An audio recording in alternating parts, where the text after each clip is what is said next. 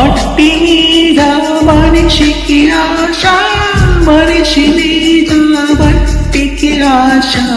మట్టి మీద మనిషికి ఆశ, మనిషి మీద మట్టికి ఆశ. మన్నే చివరికి గెలిచేది అది మరణంతోనే చేసేది.